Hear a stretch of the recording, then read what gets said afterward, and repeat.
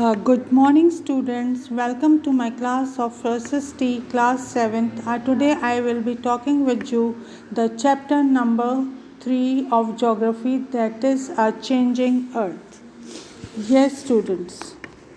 You have learnt in the previous chapter that Earth's surface is not uniform. It has various forms like mountain, valleys, plain, plateaus, rivers, oceans, etc.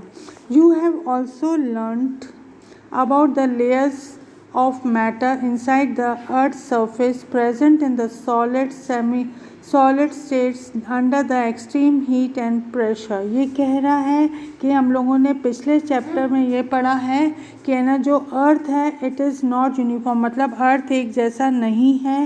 वो कहीं पे उधर mountains हैं, कहीं पे valleys हैं, कहीं पे प्लेन्स हैं, कहीं पे प्लेट्यूज़ हैं, कहीं पे रिवर्स हैं। और हम लोगों ने लेयर्स ऑफ द अर्थ के बारे में भी प्रेजेंट मतलब पढ़ा है। और फिर you saw that the changes on the earth surface is due to the external force that is sunlight, wind, water, temperature variation etcetera. जो ये चेंजेस आ रहे हैं अर्थ के सरफेस पे, ये क्यों आ रहे हैं? Due to the sunlight, wind, water, temperature variation and certain internal force generated due to the movement of the earth crust and the heat and the pressure। और कुछ movement अर्थ के अंदर हो रहे हैं और that is because of the heat and the pressure। The external forces are called the exogenic force। while जो बाहर मतलब चेंजेस आ रहे हैं that is called the exogenic force, while the internal forces are called the endogenic force। तो अब आपको ये एक टाइम में टेबल दिया है तो इसके अंदर आपको बहुत अच्छे से समझ में आ जाएगा। जो एंडोजेनिक फोर्स है उसके अंदर सडन मूवमेंट होता है, स्लो मूवमेंट होता है। और इसके क्या क्या हो सकते हैं? देखो भाई, अर्थक्वेक हो सकता है, इसके अंदर वोल्केनो हो सकता है और टाइटैनिक मूवमेंट हो सकता है। और ये जो डायग्राम है आपको अपनी कॉपी में बनाना है। मैंने इसका एक क्वेश्चन दिया है, it is on page number 140। और एक्सोजेनिक फोर्सेस में क्या हो रहा है? इरोजन एंड डिपोजिशनल, इसमें water, waves, ice and wind आ रहा है। ओके बेटा, अब एक और बात मेरे को आपको कहनी है। आपका ये जो है ना चलो अब अपन आगे बढ़े। अब पहले हम किसके बारे में बात करेंगे? Endogenic force. The endogenic force means the internal process and the phenomena that occurs beneath the earth surface. ये वो प्रोसेस और फिनोमिना है जो अर्थ के अंदर अकर हो रहा है, मतलब अर्थ के अंदर हो रहा है। Sudden movements of the earth causes earthquake and eruption of the volcano. और जैसे एकदम झटका आता है तो उससे क्या कॉज हो सकता है? अर्थक्वेक आ सकते हैं, वोल्केनो हो सकते हैं। अगर ये मूवमेंट स्लो होंगे तो it will cause formation of the mountains, plateaus और वैलीज। जब बहुत ज़ोर से झटका आएगा तो तब क्या आएगा आपका? अर्थक्वेक और वोल्केनो। और अगर छोटे छोटे मूवमेंट्स होंगे अर्थ के अंदर तो वो किसके फॉर्मेशन में हेल्प करेंगे? Mountains, plateaus and valleys. We know that the earth crust is made up of number of tectonic plates and are constant motions as floating on a viscous bed। ये कह रहा है कि जो अर्थ क्रस्ट है उसके अंदर बहुत सारी टाइटैनिक प्लेट्स लगी हैं और वो अपना जो मूवमेंट है वो उसका मूवमेंट रेगुलर रहता है और ऐसा लगता है कि ना कोई मतलब पानी के अंदर क्या हो रहा है? तैर रहा है। ओके बेटा, हाँ। When you place a paper pellet in a beaker half filled with water, the heat of the beaker on the stove, you will see the pellet moving about in the water as it heat up। अब कह रहा है कि अगर हम किसी beaker के अंदर आधा मतलब उसको पानी से फिल कर देंगे और उसके अंदर ना एक पेपर रखेंगे तो हम क्या देखेंगे कि जो पेपर है ना वो मतलब वो मूव कर रहा है। और मूव कैसे कर रहा है वो paper? Because of the heat of water which is present in the beaker. However, this indicates that when the water was heated, a current generated in it which made the pellet move। और कह रहा है कि ये कैसे move हो रहा है कि ना जैसे देखो बेटा, अगर वो वाटर के अंदर जो हीट प्रोड्यूस हो रही है और वो हीट बीकर में रह रही है तो उसकी हेल्प से क्या हो रहा है? ये जो आपका पेपर है वो फ्लोट हो रहा है। clearly. Similarly, the outer core of the earth is semi-liquid and a molten state as heat is generated by radioactive decay of elements like uranium, thorium and potassium. कह रहा है कि ये जो हीट जनरेट हुई है it is generated by the radio active decay और किस एलिमेंट से हुई है? Uranium, thorium and potassium. The heat is transferred upward to the worm and the mantle, causing it to circulate slowly. This movement then applies force on the crust tectonic plates above, making them move very slowly but continuously. और वो अंदर से movement start कर देती हैं और वो जो मूवमेंट होता है वो धीरे धीरे होता है लेकिन वो रुकता नहीं है, वो बल्कि क्या होता है? कंटिन्यूसली होता रहता है.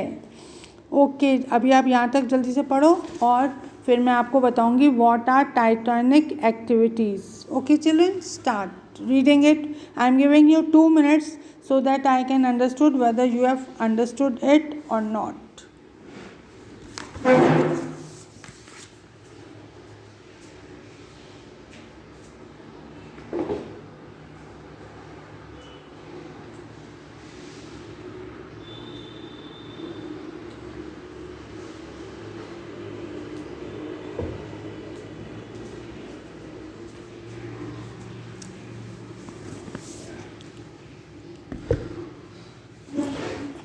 सो चिल्ड्रन, आपने पढ़ के देखा क्या हुआ इसके अंदर?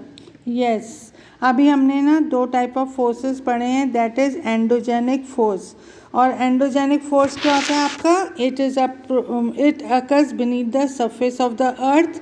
और फिर उसके बाद इसके अंदर जो अगर ये ज़्यादा तेज़ मूवमेंट होगा तो इससे अर्थक्वेक होंगे और वेल्केनोज होंगे. अगर ये मूवमेंट स्लो होगा तो it will cause the formation of mountains, plateaus और वैलीज. और अब now we are coming to the titanic activity. Earthquakes comprise of 20 lithosphere plates of various size and shape. Each plate is composed of a layer of oceanic crust and an outer layer of mantle. Lithospheric plates are estimated to be about 100 kilometre thick. ये बहुत thick plate होती है और इसकी जो width होती है वो कितनी होती है? 100 किलोमीटर जितनी. These plates keep on shifting and sliding at a very slow speed of a few millimeters in a year in various direction. जैसे कि ये भारी होती है तो जो इसकी मतलब मूव होने की जो स्पीड होती है वो क्या होती है? स्लो होती है और वो धीरे धीरे वेरियस डायरेक्शन के अंदर क्या करती है? मूव करती है. The movement of these plate is known as tectonic activity. जो ये movement हो रहा है प्लेट्स के अंदर और उस एक्टिविटी को क्या कहा जाता है? tectonic activity. The movement of these tectonic plates can be classified into 3 types. और जो ये movement है हम उसको कितने पार्ट्स में डिवाइड करते हैं? 3 पार्ट्स में डिवाइड करते हैं. यस बेटा, मैं एक बार आपको वापस एक्सप्लेन करूँगी. ये वाला पार्ट अर्थ क्रस्ट की कितनी वो प्लेट्स हैगी लिथोस्फीयर की? 20 हैगी हैं और they are of different shapes and size. Lithosphere plate is composed of a layer of oceanic crust and an outer layer of mantle.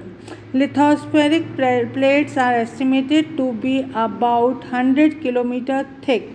These plates keep on shifting and sliding at a very slow speed of a few millimeters in a year in various directions. The movement of these plates is known as tectonic activity. The movement of these tectonic activities plates can be classified into 3 types. आप ये क्या बोल रहे हैं कि जो earth crust है वो 20 लिथोस्फेरिक प्लेट्स हैगी है उसके अंदर और वो वेरियस शेप एंड साइजेस की हैगी है. और ये जो लेयर हैगी है of the oceanic crust and इसकी जो लेयर हैगी है it is compose of the oceanic crust और जो आउटर लेयर है वो मेंटल की हैगी है और इसकी थिकनेस कितनी है आपकी? 100 kilometres. Okay plates keep on shifting and sliding at a very slow speed, और ये जो प्लेट्स है कि धीरे धीरे मूव होती हैं in various direction. The movement of these plate is commonly known as titanic activity. जो ये movement हो रहा है आपका प्लेट का, it is called the titanic activity. और ये activities आपकी कितने parts में divide है? 3 parts में divide है. फर्स्ट है कि आपकी ट्रांसफॉर्म बाउंड्री, सेकंड है आपकी divergent boundary, and the third is आपकी कन्वर्जेंट बाउंड्री. जो टाइटैनिक प्लेट्स हैं वो आपकी 3 पार्ट्स में डिवाइडेड है, that is transform boundary, divergent boundary and the convergent boundary. और एक और बात, जो मैंने इस वाले लेसन के अंदर अंडरलाइन करी है चैप्टर के अंदर, they are all very important lines. You should also mark all these lines in your book. Clear everybody? पहले हम किसके बारे में बात करेंगे? ट्रांसफर बाउंड्रीज के. The sideways movement of the two plates alongside each other is called the transform boundary. जो movement दो प्लेट्स का साइड बाय साइड हो रहा है, it is called the transform boundary. This movement does not create और destroy surface landform. इस movement से कुछ भी नुकसान नहीं होता है लैंडफॉर्म के अंदर. Divergent boundary. When the two plates drift apart, they may form a rift valley. अगर ये जो दो मतलब प्लेट्स दूर दूर हो रही हैं तो ये किसकी फॉर्मेशन ले लेंगी? वैली की फॉर्मेशन ले लेंगी. And this movement is called the divergent boundary. अब आपका आ रहा है convergent boundary. When two plates come together, one of them slides upward over other. This is called convergent boundary. This movement causes folds and faults on the earth's surface. आप कह रहे हैं कि दो प्लेट्स हैं, एक के ऊपर मतलब मूव हो रही है अपवर्ड डायरेक्शन में और फिर एकदम कोलाइड हो रही हैं, तो ये मूवमेंट क्या कहलाएगा? आपका कन्वर्जेंट बाउंड्री. और इससे मतलब अर्थ को बहुत नुकसान हो सकता है, फोल्ड हो सकते हैं और सडन मूवमेंट्स हो सकता है जिसके कारण आपके अर्थक्वेक आ सकते हैं और वोल्केनोज हो सकते हैं. Clear everybody? यस. अभी हमने टाइटैनिक एक्टिविटी की 3 टाइप्स ऑफ वो मतलब एक्टिविटीज़ पढ़ी हैं. वो क्या है? एक तो transform boundary, divergent boundary, convergent boundary. Now we are going to talk about what is an earthquake. Earthquake क्या होता है?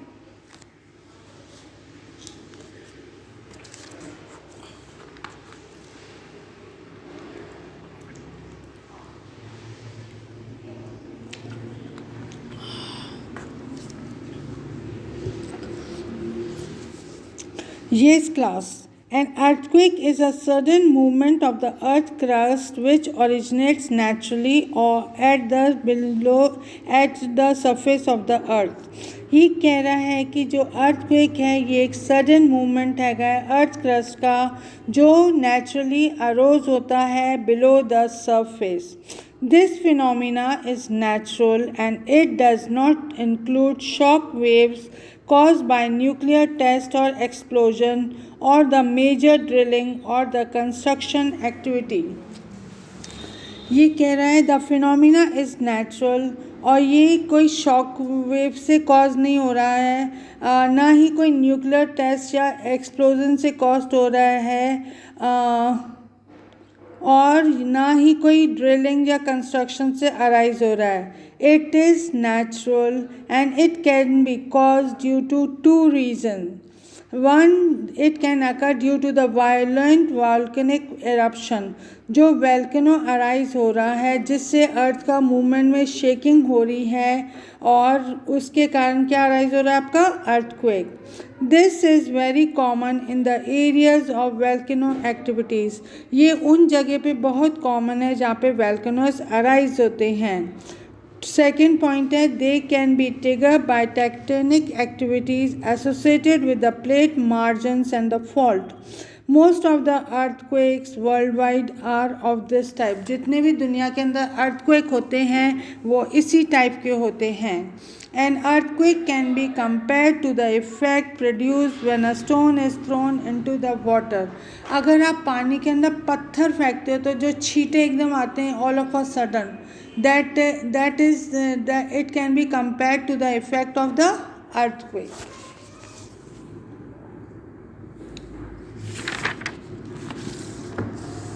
And creates a series of concentric waves moving towards from the center where it hits the water.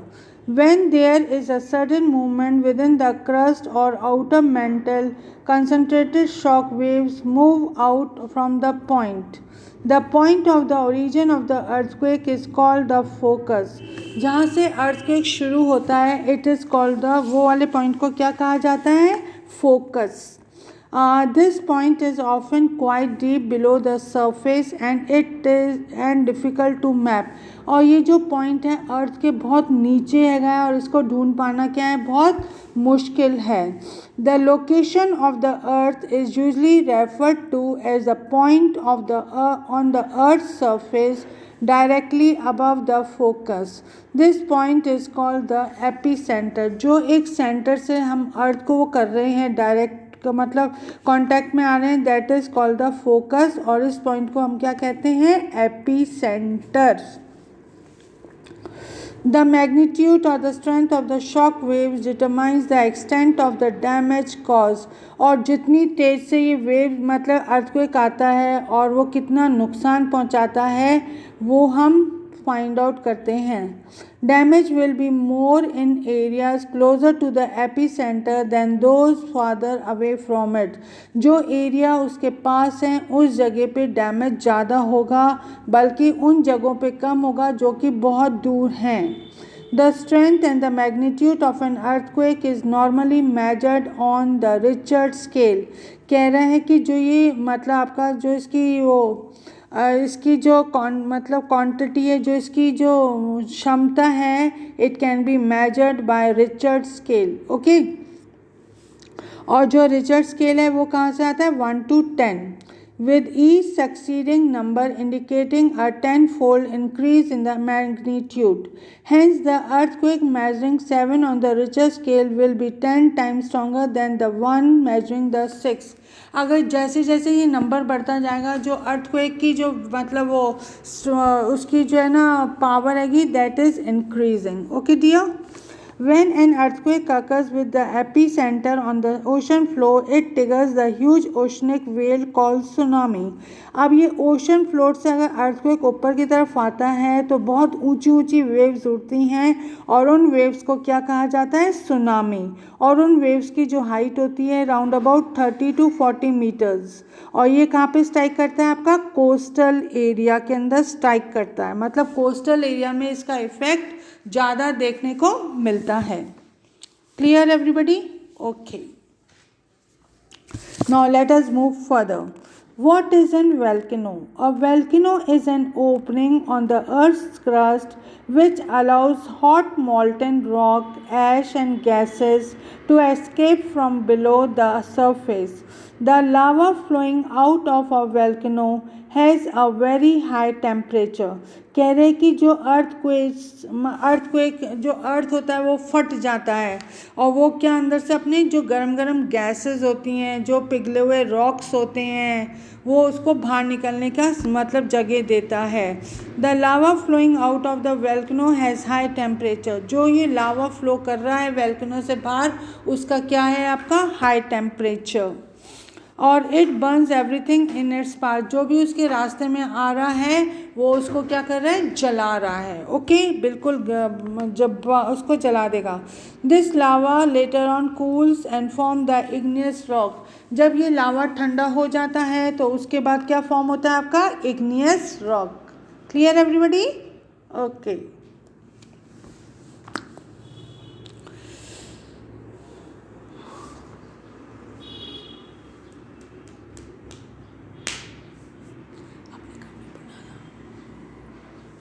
Yes children, now we are moving further. Endogenic forces and their effect. Let us now see how the slow movement of the lithospheric plates cause changes on the Earth's surface. The great mountain system of Earth like the Himalayas are the product of the collision of the lithospheric plates. Similarly, huge trenches found on the ocean floor like the Mariana Trench are caused by the plate interaction.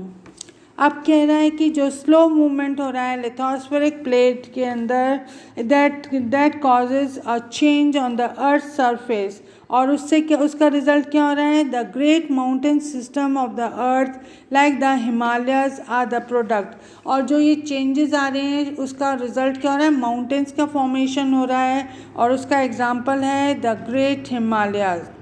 The huge trenches are found on the ocean floor. अब जो ये वाले जो trenches हैं वो ocean floor पे भी find out हो रहे हैं, और उसका रिजल्ट क्या हो रहा है, Mariana trench are caused by the plate interaction. जो ये प्लेट्स के अंदर इंटरेक्शन होता है उससे क्या फॉर्म होता है, Mariana trench. Clear? Spreading zone, rising through the rifts in the crust, dense magma formed from the Earth's interior creates a new surface on under the sea mountain range। जो सी के नीचे mountain ranges हैगी हैं उसके अंदर ये जो interior वो न्यू सरफेस फॉर्म हो रहा है वो किससे हो रहा है, पानी के बहाव से, तेज पानी के बहाव से हो रहा है। सबडक्शन स्प्रेडिंग जोन मतलब ये एरिया फैलता जा रहा है। Rising through the rift in the crust, dense magma from the earth interior creates a new surface on under sea mountain range. Subduction zone,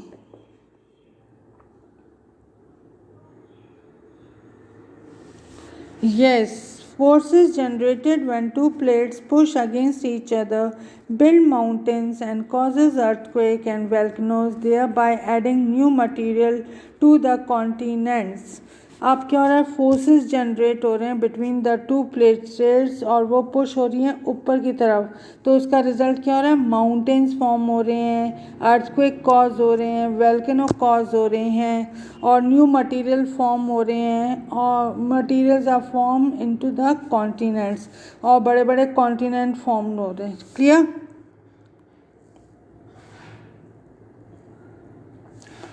exogenic force, as mentioned earlier, exogenic force refer to a process and the phenomena that occurs on or above the surface of the earth। ये exogenic जो forces का जो changes है वो हमको surface of the earth के ऊपर देखने को मिलता है। For example, weathering, erosion, sedimentation are the part of exogenic process। जो मूवमेंट हमको ऊपर की तरफ अर्थ के ऊपर दिखने को मिलता है that is called the exogenic forces. और इसके अंदर क्या एग्जांपल है आपके, weathering, erosion, sedimentation etcetera, they are all the part of the process of exogenic forces. बेटा मेरी बात सुन लो, एक तो आपको डायग्राम बनाना है किसका, वोल्केनो का, जो कि आपका पेज नंबर 142 पे है, और एक आपको ये डायग्राम बनाना है पेज नंबर 140 पे अर्थ मूवमेंट का, बिल्कुल नीट एंड क्लीन बनाना है। और आज जो क्वेश्चंस मैंने आपको आपकी मतलब कॉपी के अंदर क्वेश्चंस जो मैं आपको होमवर्क में दे रही हूँ ये वो वाले सारे पार्ट के क्वेश्चन हैं जो अभी हम पढ़ रहे हैं। जो पीछे के क्वेश्चंस हैं वो मैं आपको सेकेंड पार्ट के अंदर दूँगी। Clear to you everybody? Clear to you everybody? Okay, now let us move further। अब आ रहा है वेदरिंग। वेदरिंग क्या होती है, it is breaking down of rocks into smaller pieces by various natural agents such as wind, water, sunlight, temperature variation etcetera. ये जो rocks होते हैं उनको छोटे छोटे पीसेस में ब्रेक कर दिया जाता है, और उसको वो उसके नेचुरल एजेंट्स कौन से होते हैं, विंड, वाटर, सनलाइट और temperature variation. Clear everybody? It is the breaking down of the rocks into the smaller pieces of various natural agents such as wind, water, sunlight, temperature and variation। अब second point क्या आ रहा है आपका, erosion. Erosion क्या होता है, it is the removal and the transportation of the solid material in the natural environment. It is usually done by the agents such as wind, water or moving ice.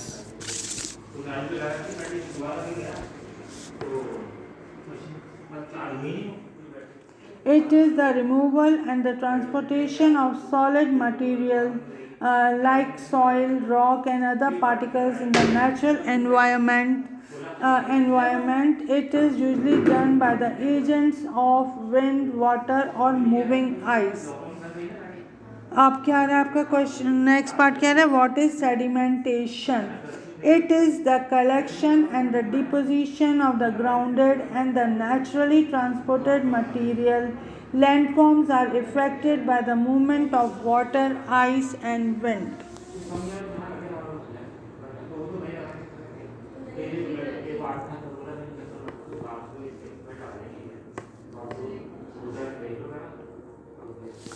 अब बेटा अपन next point कर रहे हैं, what is waterfall? Waterfall क्या होता है, when the flowing water drops vertically from the elevation. मतलब कोई वाटर अगर पहाड़ों के ऊपर से विद स्पीड आ रहा है and it flows deep into the region, मतलब ज़मीन पर गिर रहा है और अपने साथ साथ छोटे छोटे पत्थरों को भी लेके आ रहा है और टन्स ऑफ वाटर फॉल हो रहा है from the great height, it is called waterfall. So children, अभी इन नियर फ्यूचर हो सकता है आपके मतलब एग्ज़ाम वगैरह हो, तो जो भी मैंने आपको चैप्टर्स पढ़ाए हैं उसको आपको ढंग से अंदर से मतलब पढ़ना है, लेसन को रीड थरली करना है और आपको मैं अभी बता दूंगी कि कौन कौन से आपके चैप्टर्स आ गए हैं in my next class. Okay children?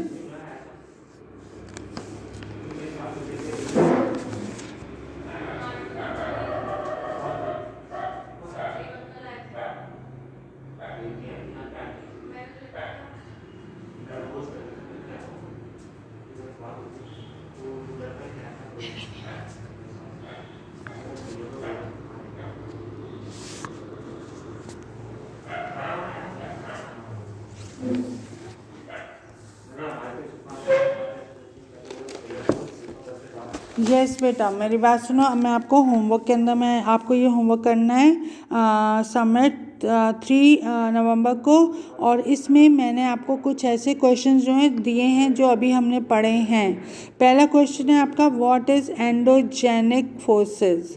Forces which are caused by the heat and the pressure within the earth are called endogenic forces. What are exogenic forces? Forces which are acting on the surface of the earth are called the exogenic forces. अब आपको एक diagram बनाना है जो कि page number 140 पे है आपकी SST book के अंदर, लेसन नंबर 3 के अंदर है जो अभी अपन पढ़ रहे हैं।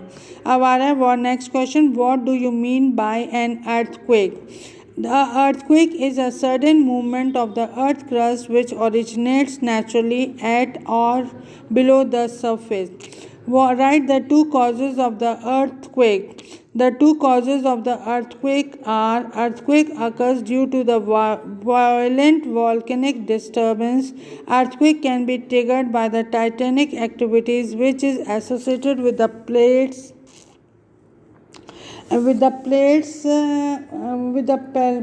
margins and faults.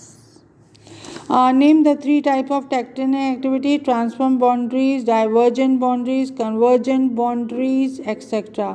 What do you mean by volcano? ये आपको मैंने volcano की definition दी है और इसका आपको diagram बनाना है। It is on page number 142. Next question आ रहा है आपका, व्हाट इज वेदरिंग?